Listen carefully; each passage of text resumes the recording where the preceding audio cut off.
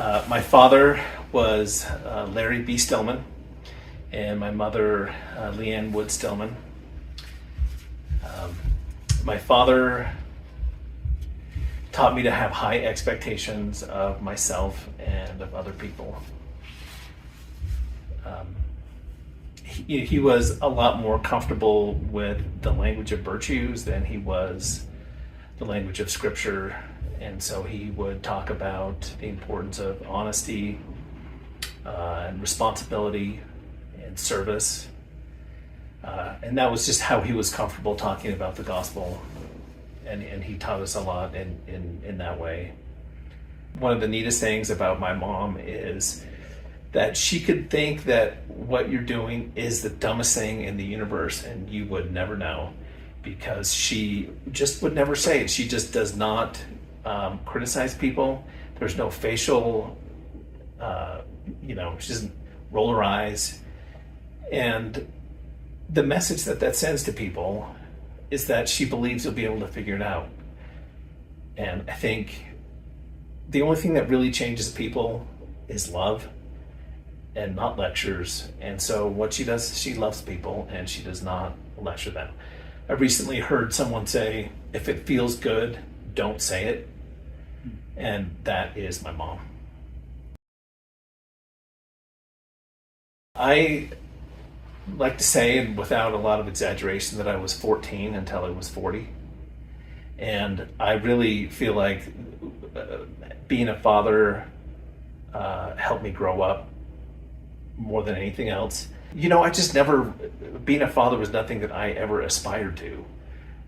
It's something that I thought a lot about, but the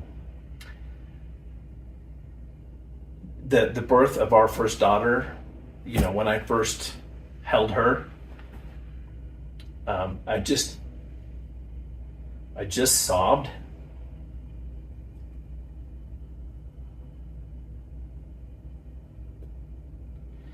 And was a different man.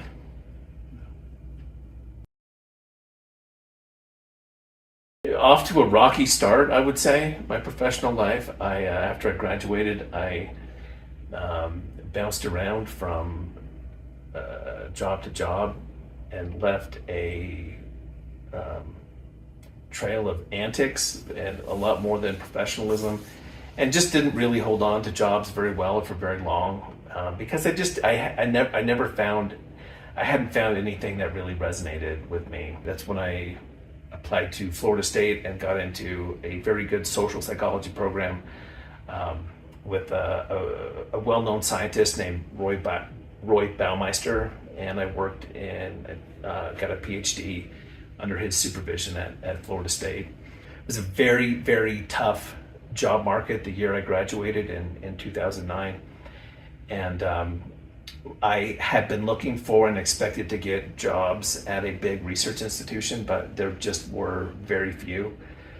But fortunately, there was a visiting scholar position at SUU that was a one-year position, and I jumped at the chance to come to SUU. And so, I taught classes, and I loved SUU.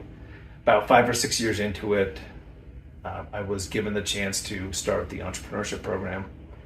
And that has been extremely rewarding and extremely challenging at times. The most challenging part of that was raising funds to start the program. That was a challenging couple of years. But now that the funds are raised, I have the greatest job in the world. I absolutely love what I do for a living. I get to work with students to help them build businesses. I work with entrepreneurs to help those students, mentor them. I really, really love what I do. My faith journey has been marked by inconsistency. I feel like I have just go highs to lows quicker than I should, and more frequently than I should. But I wouldn't say that I have struggled with my testimony. I feel like if I look at my life with any shred of honesty, the only response that I can give is gratitude. And in particular, gratitude for the people that have been in my life. I'm just have been so remarkably blessed to have the parents that I have, the siblings that I have. I have 4 sisters and a brother, and they're all just remarkable people, wonderful people. I've married just an exceptional woman, and we have 4 children that at any moment when I feel to pray, gratitude for being their father is on the tip of my tongue. And I just my spiritual journey, like I said, has been marked by inconsistency, but I do feel like one consistent thread is that I have deep gratitude for the life the Lord has blessed me with.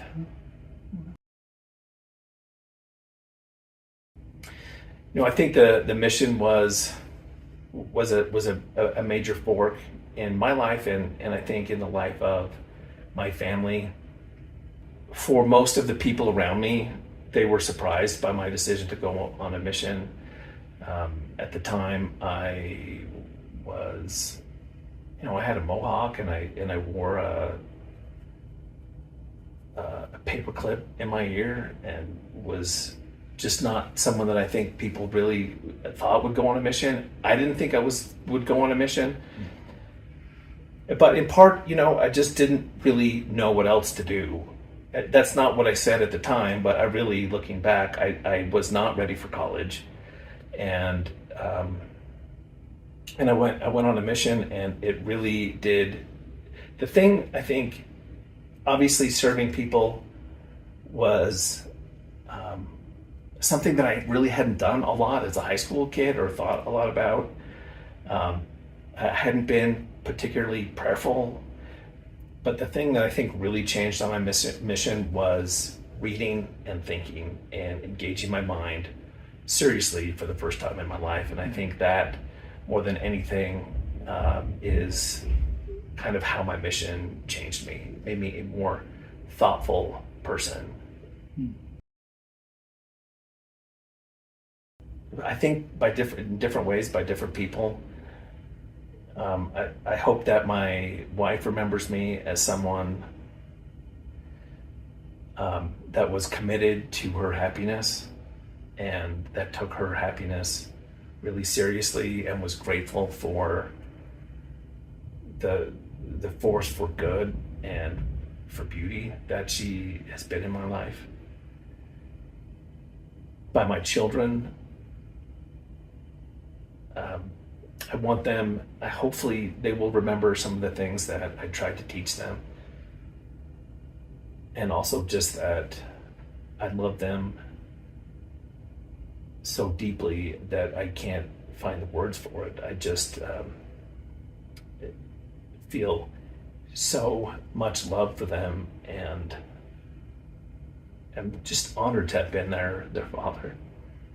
By friends and others, I don't know if I want to be remembered as something so much as that they remember moments, good moments. I like to pick up heavy objects and set them back down and repeat. In other words, he's into heavy metal. Well, and I like guitar. I played guitar in high school, and then put it down and picked it up again right around the time of COVID. It's actually a couple months before COVID hit. I started playing the guitar, and I've been pretty consistent in playing that ever since. So I'm going to give a somewhat long answer to this. As far as the accomplishments that humankind has achieved, I'm going to say domesticating dogs, right up there. The discovery of antibiotics, indoor plumbing, modern dentistry and the double bacon cheeseburger. That's the only way you can improve a double bacon cheeseburger is if you put an egg over medium on it. Double bacon cheeseburger with an egg on top is it's a one of humanity's finest accomplishments.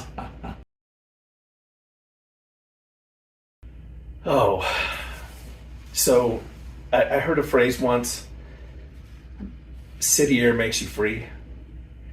And I'd love to be home, 9 times out of 10, but that 1 time out of 10, I love to be in a big city because it's the only place you can be completely anonymous, and you can disappear in a big city in a way you can't anywhere else, and you certainly can't in Cedar City.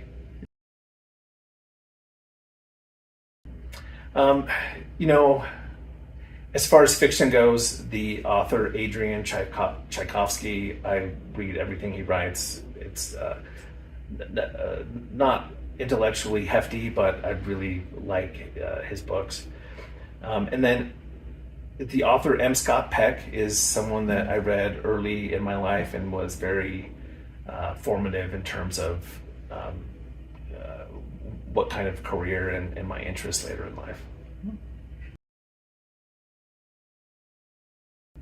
And he that receiveth all things with thankfulness shall be made glorious, and the things of this earth shall be added unto him an hundredfold, yea, more. Oh, the Spirit of God.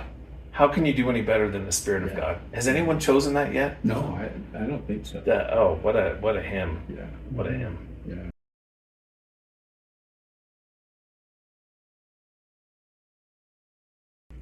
Listen, I just got to be honest and say it was a looks game, okay? That was the first initial attraction. He had big brown eyes and a nice looking face.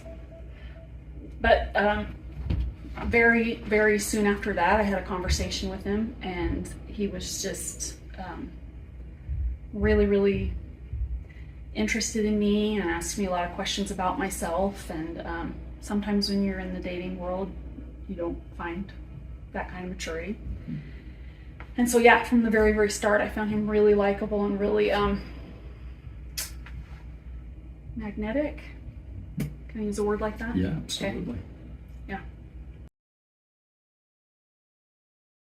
Well, sometimes I think people don't always see Tyler's. I always kind of want to tell people, you haven't really seen this side of him. When he's just home with his wife and his kids, he has a kind of a quietness to him, and even though he's, I think, in my opinion, approachable and very kind to people, there's a kind of a quiet reserve about him, and sometimes I do wish that people could see his cheerful, silly side and how he likes to tease. He really is just in the four walls of his own home, just very loose and funny, and so yeah, not everybody gets to see that, and I always want to tell people